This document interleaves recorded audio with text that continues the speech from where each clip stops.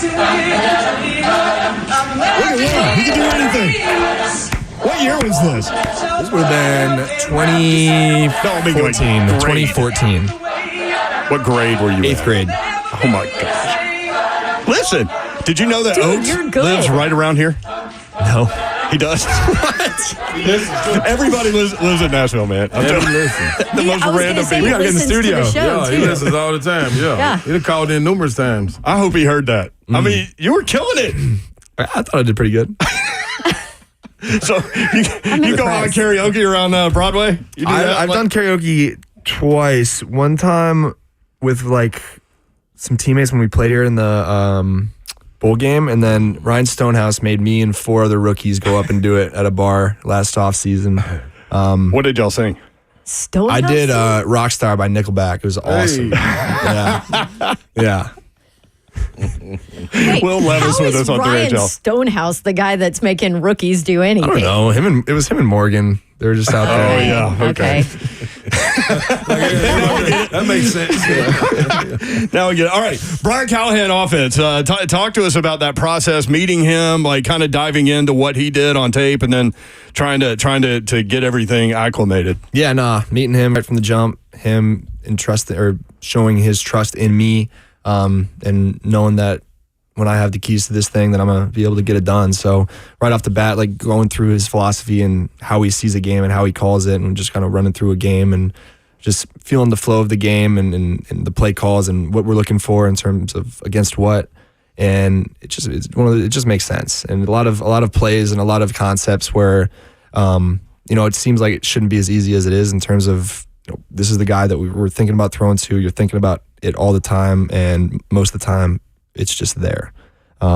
So the game has become comfortable for me, and I feel like I've done a good job of being able to compartmentalize the offense and figure out what we're trying to get done with it. We mentioned 5 years in a row you've had a different offense. I told Slay, I know it's 5, maybe it's more. I don't know, but does that make it easier to kind of get your feet into it? Yeah, no, I think just because I've done it before. Yeah.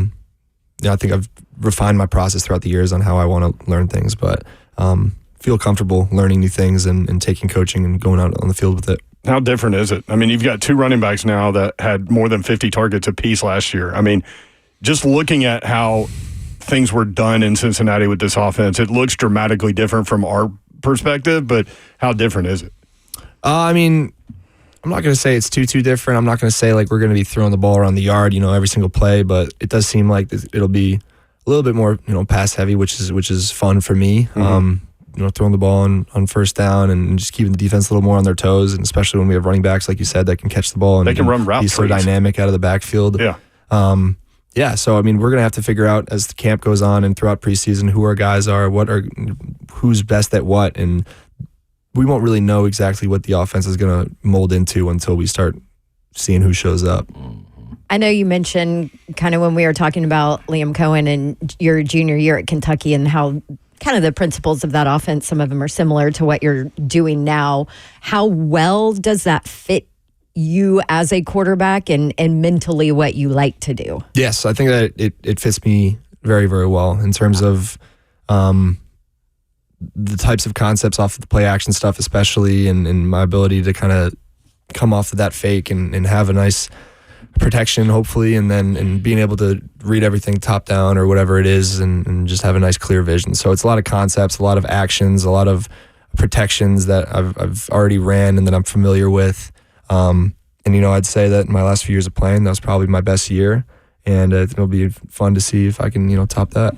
Isn't it crazy how you look back at like your journey and your decision to go to Kentucky and you end up with that offense, your, first year there, all of that, and how it pays off now, right? Like, It's just, I don't know. I was spoiled like for sure. Things are meant to be, right? Yeah, like there are guys that come from college that have been, had all their plays signaled to them their entire careers. Yeah. So for me to be able to actually run a huddle like an NFL huddle is ran, minus the earpiece part, but the play calls and, the pace of play and just the intricacies of what we're looking for, it set me up well to be able to come in and do my job last year. How banged up were you that last year in Kentucky? Because what I had heard was that you had been told to shut it down. You're like, no. I had a lot of stuff going on. Yeah, I mean, I'm always going to play if I can, and I'm listening to the people that make those decisions and know a whole lot more than I do. But I had a turf toe injury, which if anyone's had that, they know it's Eddie crazy George that told is. us that's the most painful thing ever. It's tough. It was really, really tough. And then I had the grade 3 AC separation, my little buddy sticking out right there. And Still little sticking buddy. out? yeah. Oh, yeah. You can sit Oh, down. Lord have mercy. Yeah. Look at that. So, not fun. Just like shoot it up pregame, halftime, and hope for the best. So those are just two little things I deal with. And no one's ever 100% healthy in football, but when you got things like that, it's definitely not fun. What's your level of trash talk from 1 to 10? What do you rate yourself? I'd say 5. I'm like right there in the middle. I think it depends on the state of the game, the flow of the game. Sometimes like emotion just come over me, and so I might just say something. But I'm not afraid to say anything back. I'm not going to initiate things most of the time, but I'm not afraid to say anything back. So when you go ahead. I was going to say, what's your level of competitiveness? 10, 100%. Yeah. Because I watched you play ping pong with Trevor Lawrence or against Trevor Lawrence, and I was like, which quarterback do you want on your team watching ping pong? Because I'll tell you who I want on my team. I mean, you play to win, right? If you're going to play 100%, something, you play to win.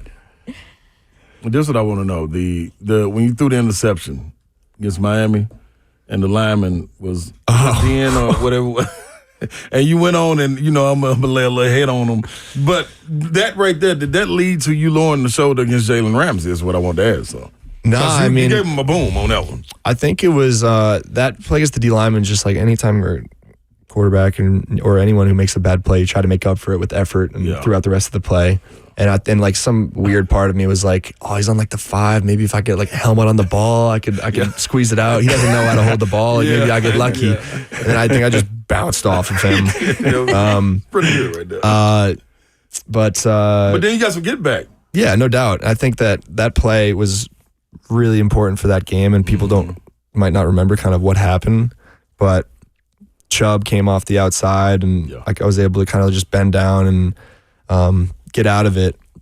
And I knew we were kind of like fringe field goal range. Like I wasn't going to get the first down, but especially after like making that dude miss, and I felt like just kind of in the zone. Like it just kind of took over me, lower the shoulder.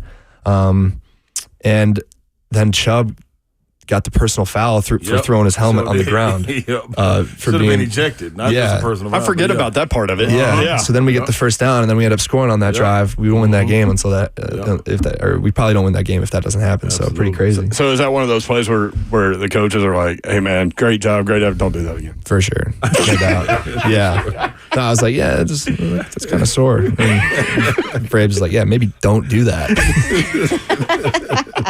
Especially with your right shoulder. Yeah. Will Levis with us on 3HL. All right, let's talk about the wide receiver room. How excited are you about this group, man? I'm pumped. It's a lot of competition. I've just been so impressed with how they've all been able to handle it, knowing how competitive and how obviously not everyone can make the team. And there's just so much talent and so much just like productivity that each of these guys can give us. But they've all just been handling every single day throughout OTAs and this preseason process of as best as possible. And the new additions, of Calvin, Tyler, like they're special players, and I've been able to learn how to get to know how to throw to them and understand what the best types of routes and concepts and balls that they can get to go and do special things. But even just in this short time I've been able to work with them the past 10 weeks or so for a couple of them, like I feel really good with them. Talk more about the receivers and your plans for the rest of the offseason. Training camp starts 5 weeks from 2 days ago. So I know you know that, and you got things to do. One more segment. You good? Yeah, of course. All right. There he is. He's Will Levis, QB1, Tennessee Titans quarterback, next on 3HL.